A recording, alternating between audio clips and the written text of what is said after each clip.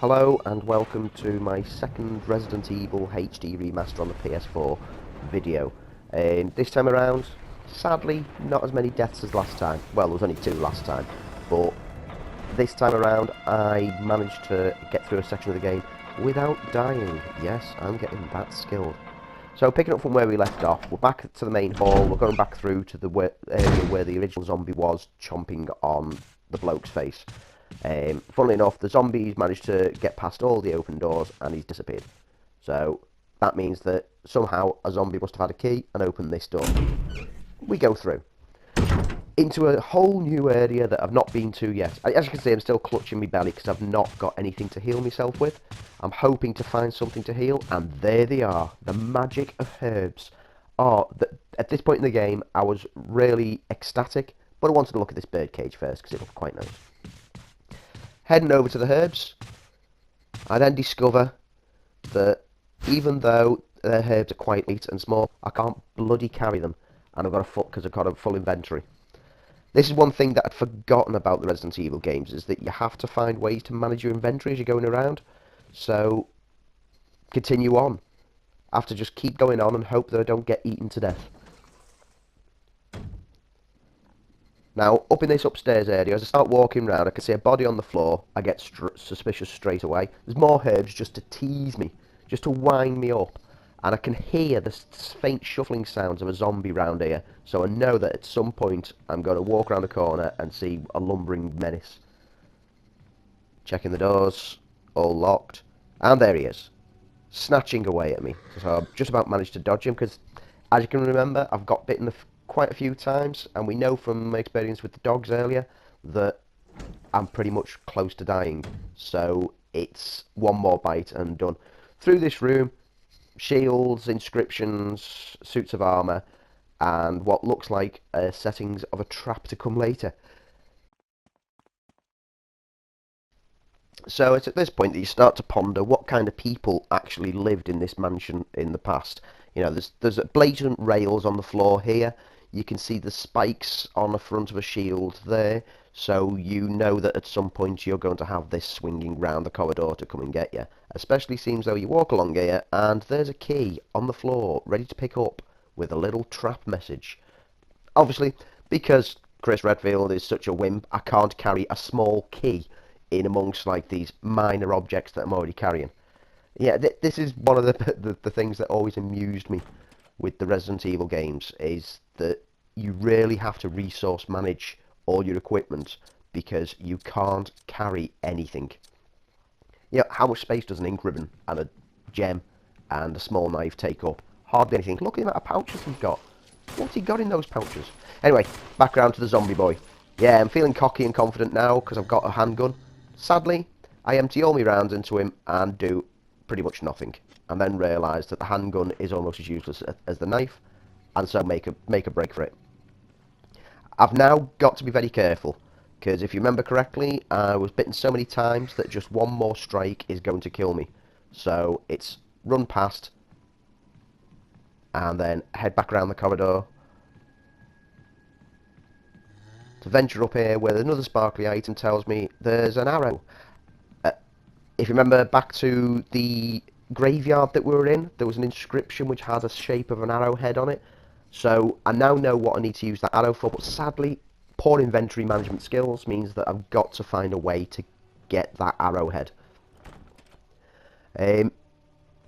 All that you can do at this point, until you find storage chests to be able to dump all your items in, all that you can do is swap things around from where you found them. So I head back down to the dining hall, over to the fireplace, where we found the emblem. The emblem space is still on the wall, which means that I can now use that emblem space to put the emblem back in. That gives me 1 slot. So quickly we head back up the stairs, we go through the door again, back to the room which had the arrowhead, checking this door first because I wasn't sure if I'd actually checked it last time. And now we can pick up handgun ammo, which was next to the mirror, so I can reload and feel cocky again that I've got 15 rounds. Grab the arrow, And now we're ready to move to a different part of the game. Still struggling. Maybe I should have thought about running to go and get some herbs first and healing myself and then coming to get the arrow. But you know, that would have been forward thinking. I'm not very forward thinking when it comes to this game. So we head back to the graveyard, which isn't connected to that room now. It's just that I edited the video to make it a lot easier.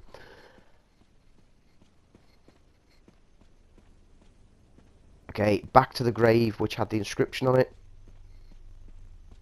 And if we examine the arrow,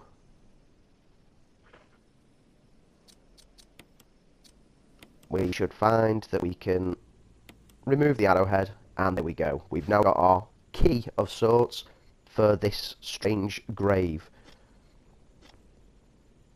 Popping that into the slot which is on the grave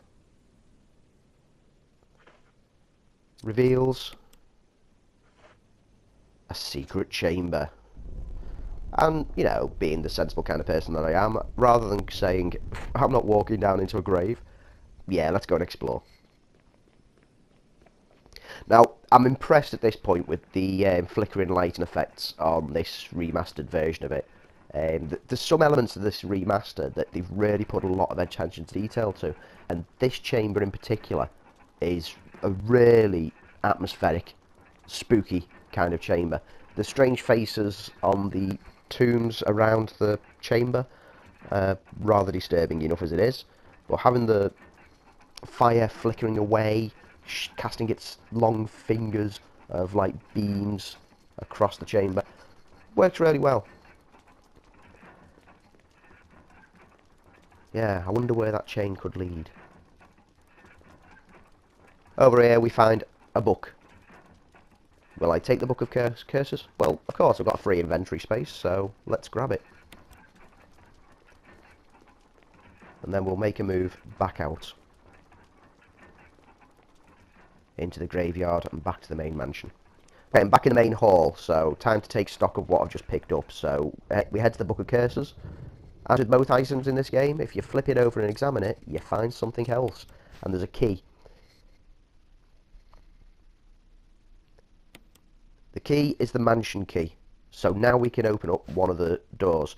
But first, I like to have a quick flick through all the story elements. I used to like this with the Resident Evil games. In fact, I still do. I like all the background material that you can read and get some clues as to what actually happened and how it all led to that. It's good depth of story. Same with like most survival horror games. They always have like things that you can sit and read, which not everyone does. Some people just go, yeah, who can be bothered reading? But I've always been interested in finding out the mythology behind something. So we've used the key to go into this new Commodore now. I'm already suspicious, and I'm pretty sure that I can hear something shuffling about in the distance. So I'm starting to panic that maybe I should really have gone for those herbs. But soldier on. Let's see how we can do. So that one zombie coming up the stairs there. We've got another one here. Now, as I'm about to get bitten, I remember I've got the defensive knives. Throw one into his face. Try one door, it doesn't work. Try that door, unlocks it, and takes me back out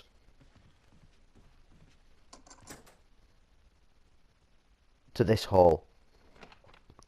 Right, taking a quick breather, remembering that there's a zombie lumbering around here as well, before I start to feel cocky and confident.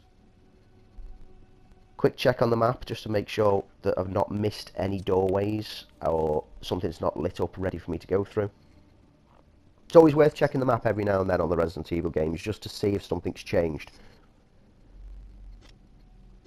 We pop back in, and the zombie seems to have forgotten that I'd actually gone through that door and is looking away from me, so it's a perfect place for me to do this. 3 shots, head explodes, feeling good. Yeah, my first confirmed headshot kill. I decide to ignore this one. He doesn't ignore me, he just tries to puke on me instead. What a party goer. And at the bottom of the stairs, something comes back to me in my memory from playing this game ages ago. I know straight away that I'm walking into a safe zone. And finally, I found a storage chest. Storage chests are a handy item through the game because whatever you put in it, you can access from any storage chest that you find. must be some kind of, you know, temporal time warp, space distorting effect. But they also tend to have a small bit of ammo and sprays in it to start with. So I pick up a first aid spray. I've not used it yet, not going to use it. At this point in time, I feel that I just need to, you know, get some rest and get the game saved. I've got myself to a safe zone. Get the game saved at a safe zone, unless you're feeling really cocky and confident and think you can go through and do it all in one go. Again, something to read. I'm going to keep this in the video just because I think that everyone should read things.